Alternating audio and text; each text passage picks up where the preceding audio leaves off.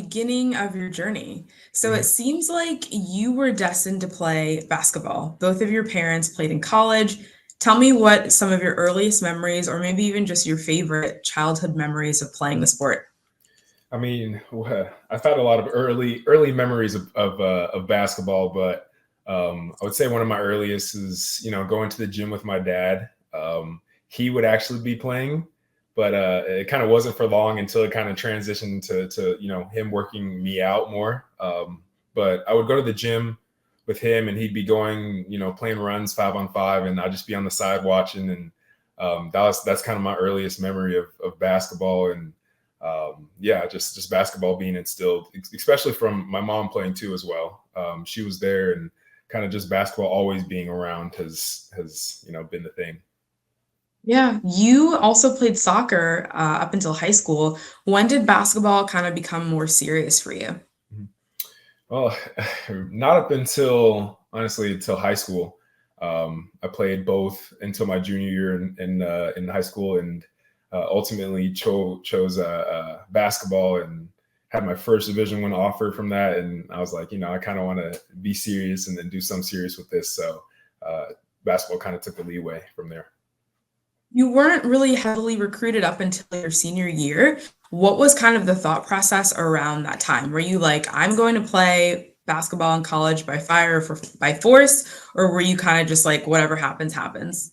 It was kind of like more, yeah, it was more of a situation where it's like whatever happens happens, because I was blessed to even have interest from colleges, and whether it was Division 1, Division 2, or wherever it was. I just wanted to play college basketball or play at the next level at least. And that was my goal. And just I was blessed to go on and get that interest from Kansas. It was late into my senior year that when I got interest from Kansas, and ended up getting an offer. And right after I got the offer, I obviously went there. So, but it was a process, but it was fun. What other schools did you get offers from, and what was it about Kansas that set it apart for you?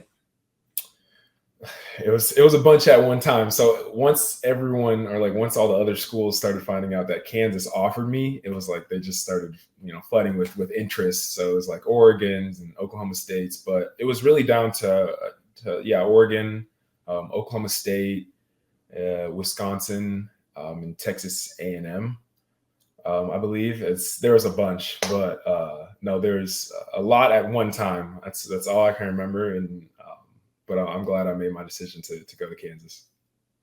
You had quite the whirlwind experience in college. So you redshirted your freshman year, or at least for part of it. COVID canceled your second year. Junior year playing with basically no fans. And then senior year, you did what literally every basketball player dreams of, but only few are able to achieve. You won that national championship. And not only that, but you were the Final Four most outstanding player. Looking back at that roller coaster journey, are you glad that things unfolded the way that they did at Kansas? Yeah, oh, most definitely. I mean, obviously, if you would have asked me that, that was my career, and that's exactly how it went. When I was a freshman, I would have, wanted that, right then and there.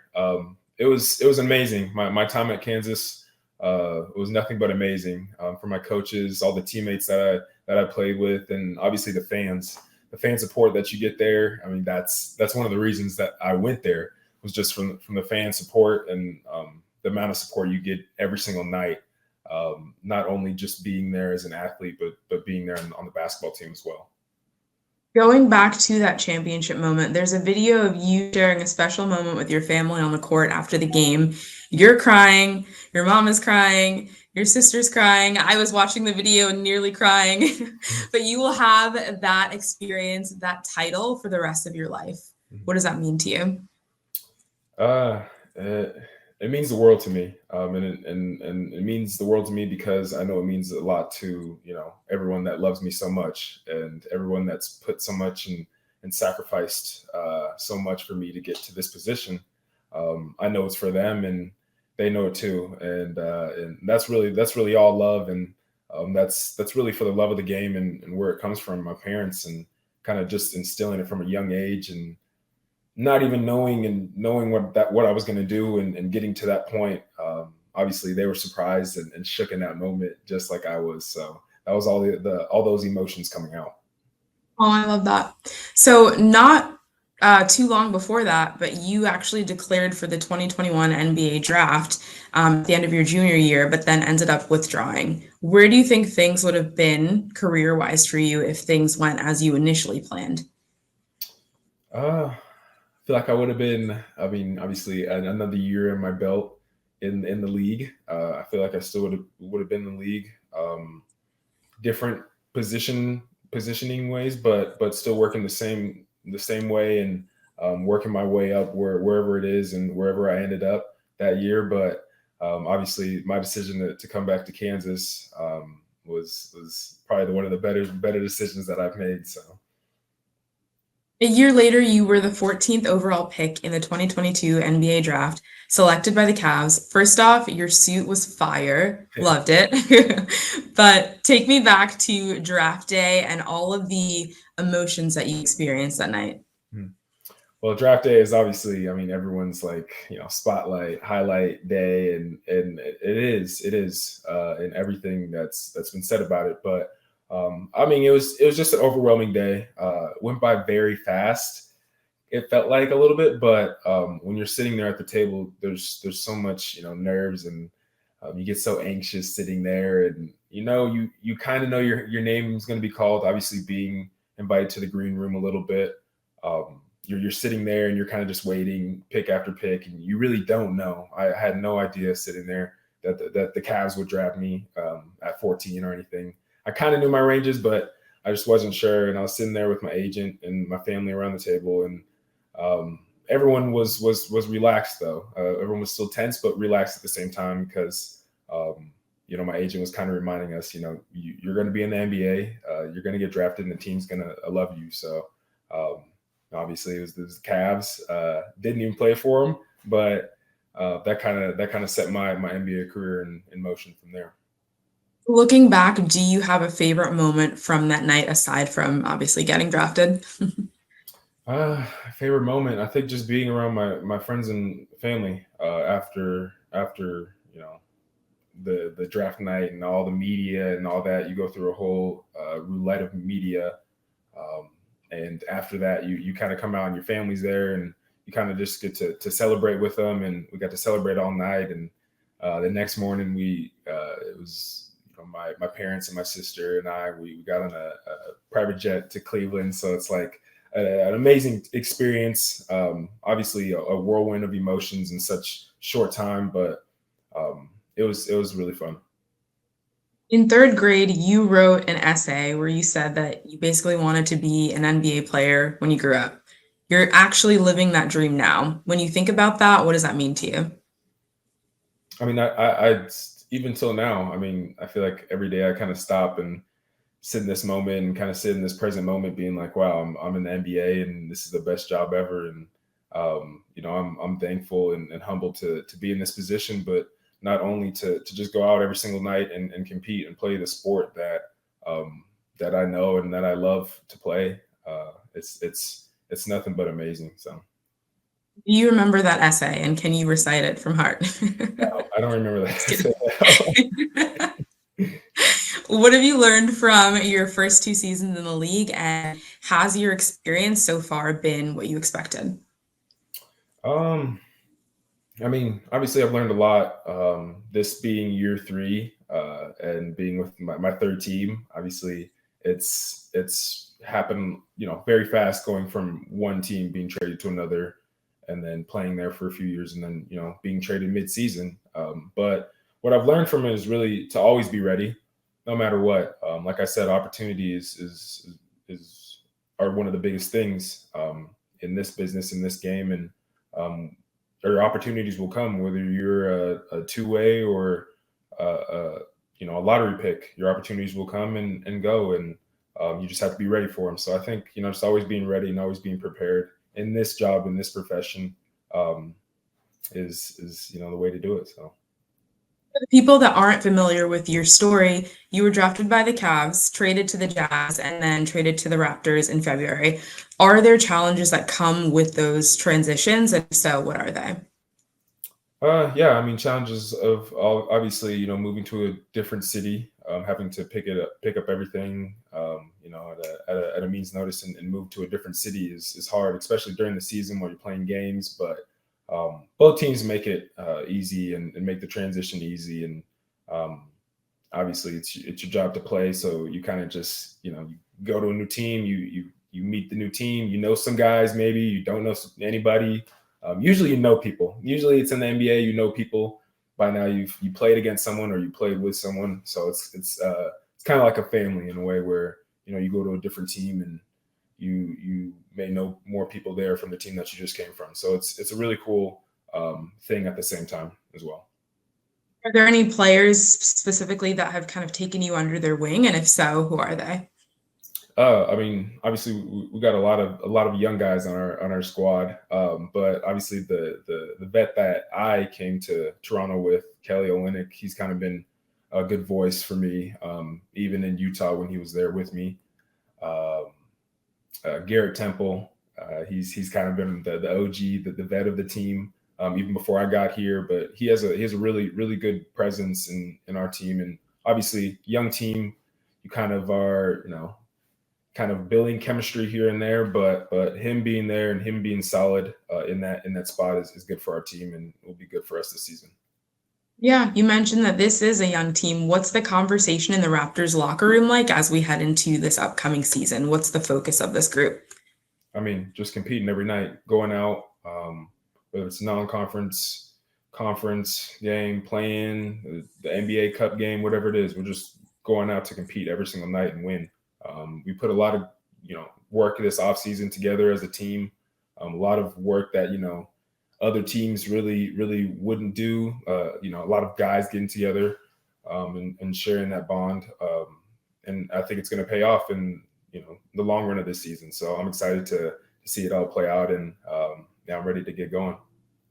What would you say your role is on this team?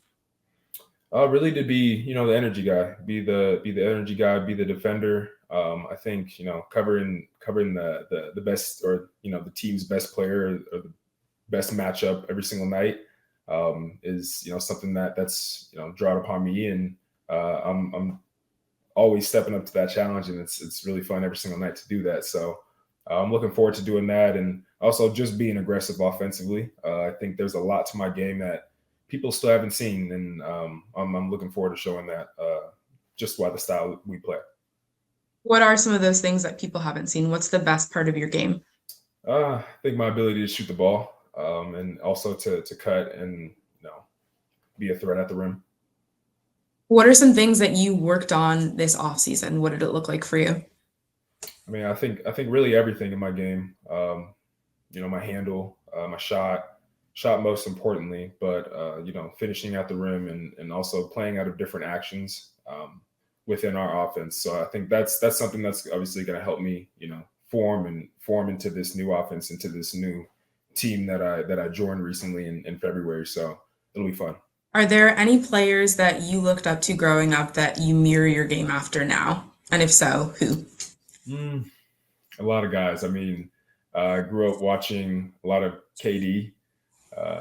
He's obviously. I think he's the best scorer, and obviously being able to guard him, and every time we play Phoenix, or we're going to play him twice this year because we're not in the Western Conference. But going up against him, that's one of my favorite guards, just because he's been my favorite player from a young age and all that. But kind of modeling my game after him, and I've watched a lot of film.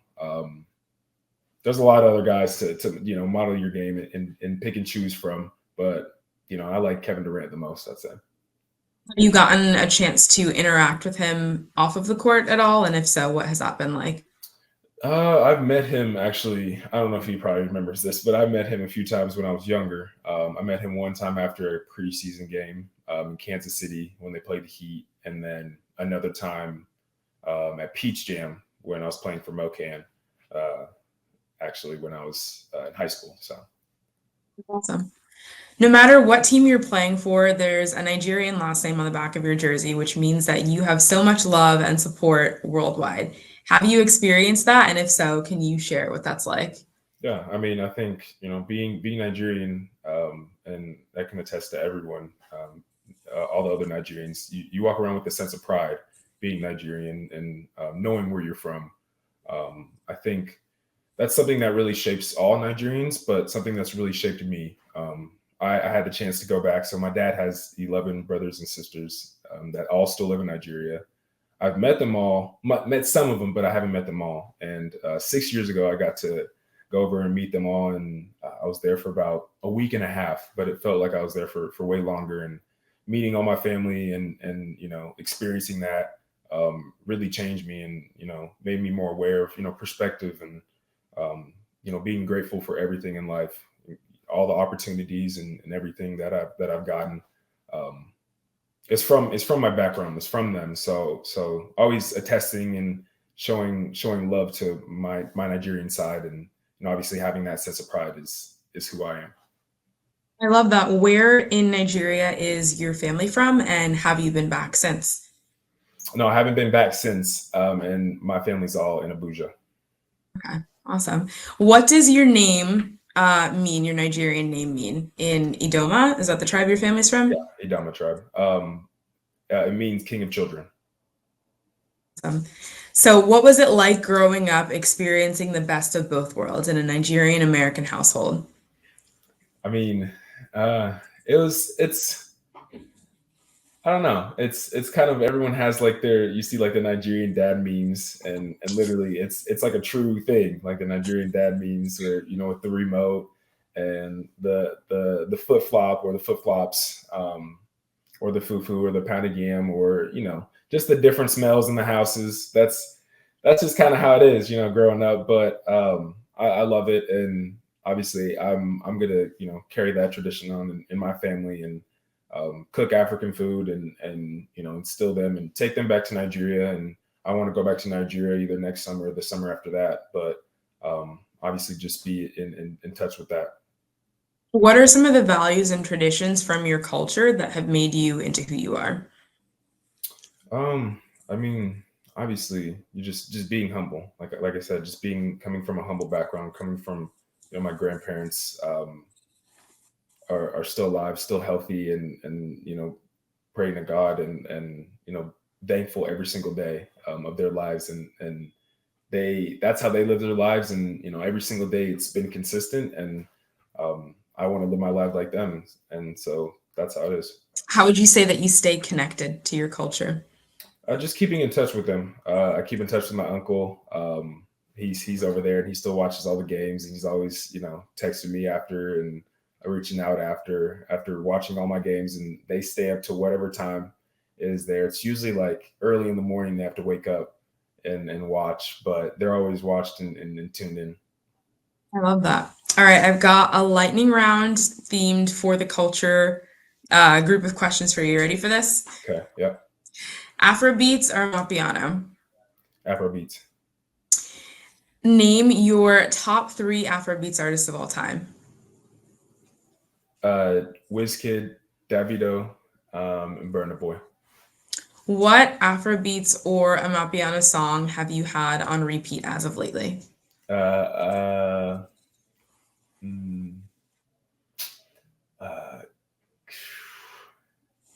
Warm Up by Rhea Star. And can you sing it? No, I'm just kidding. Jollof rice or pounded yam? Jollof rice. Actually, pounded yam. Okay. With what soup? Stew or goosey. Plantain or fried yam? Fried yam. So Actually, plantain. Plantain? Okay, I had to double down. Aside from basketball and being proud of your Nigerian heritage and family, what are some of the other things that you're passionate about? Passionate about a lot of things. Making music. I love to make music. I've always made music. Just like whether it's DJing or creating my own music. I love to draw. I love to learn new languages. I'm currently teaching myself French now, so there's kind of been that. I love to play video games, obviously into that, and I feel like there's just so much that I'm into. I'm just kind of curious about everything, I feel like. Going back to the music, do you play any instruments? No, I do not. I used to play the saxophone though, but that was a long time ago. What is the DJing process like for you? What has that learning process been like?